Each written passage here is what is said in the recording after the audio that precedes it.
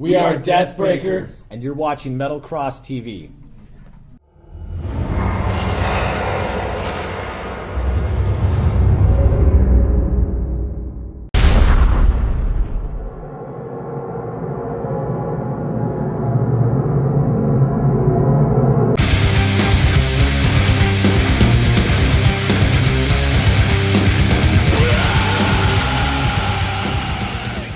Hey, this is Chris with Metal Cross. We're here with DEATHBREAKER. Guys, go ahead and introduce yourselves. Kevin McNeil, guitar. Elijah, bass. Scott McNeil, vocals. Colton, drums. You guys started out as Redeem the Exile. How much different is the music of DEATHBREAKER from your earlier style? It's very much the same. We're the same guys with the same music. It was just a good time to come up with a new name. It was a new season for the band. So, tell me about the name of the band. Where did that come from?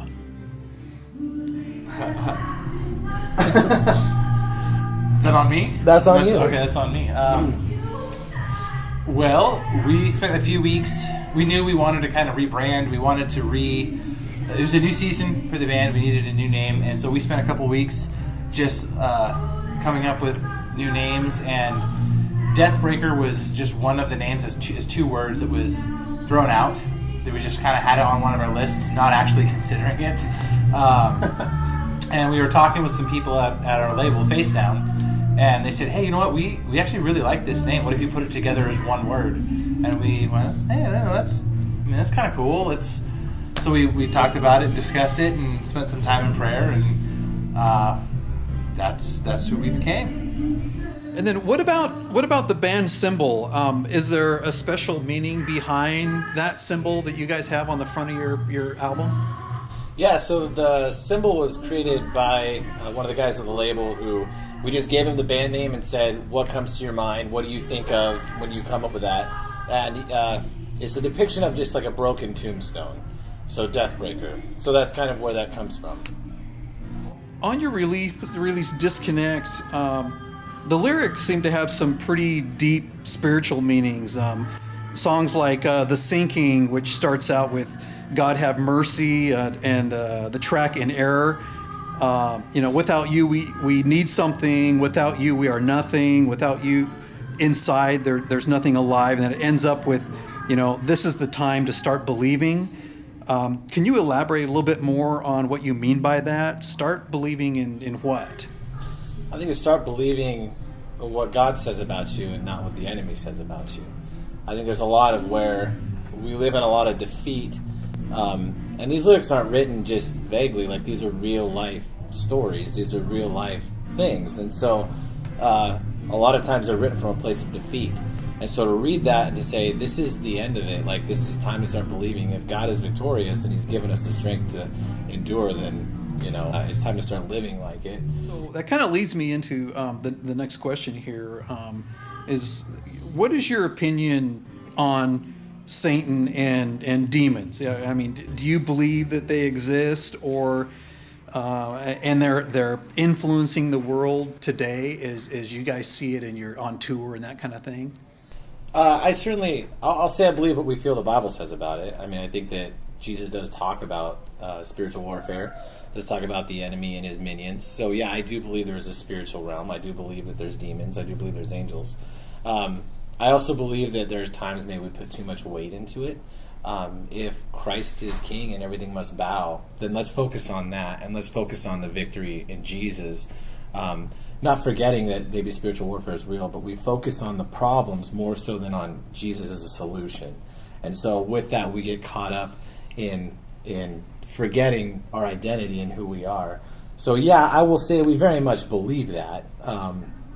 But I think that falls on all different levels. Have you ever experienced a situation where, you talked about spiritual warfare? Have you experienced a situation where you've seen the spiritual warfare going on, or you felt that it's going on, or you've felt that angels intervening or Christ intervening in a particular situation that you guys have experienced at all? Yeah, certainly. There's been a few instances that we've noticed that. I think that we all kind of came from a very conservative and different background. And then just kind of a history of our band as we started going to the same church. God was using us to kind of grow together. And we attended church, just a small local house church. It just kind of made us more think about things the Bible talked about that maybe we quickly dismiss.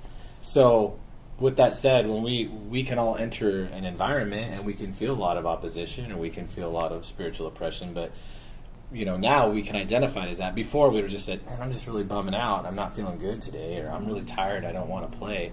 I think that that's the enemy's plan is for you to believe he's not real, And so if he can get you into your head and doubt, have you doubt things and have you just feel defeated and discouraged, you just kind of give up with no fight.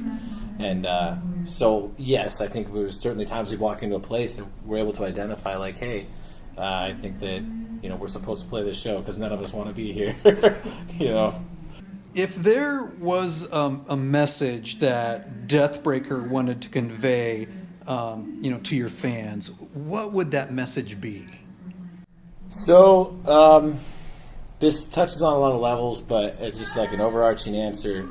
The album Disconnect is titled Disconnect because from our personal experiences, we want our fans of DEATHBREAKER, people who listen to this album, to take everything they know about God or everything they've been told about God or everything they've heard about God and just kind of put it to the scales, just set it aside. And I want people to come with what they know about God.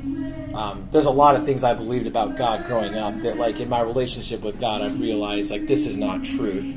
And there's a disconnect often with what the church is believing, and I use that as a vague term, but I think that we've looked to our pastors and we have a personal relationship with the Bible or with our church and not so much with Jesus, and that's where the problem lies, and there has to be that disconnect between what we think about God and who God is.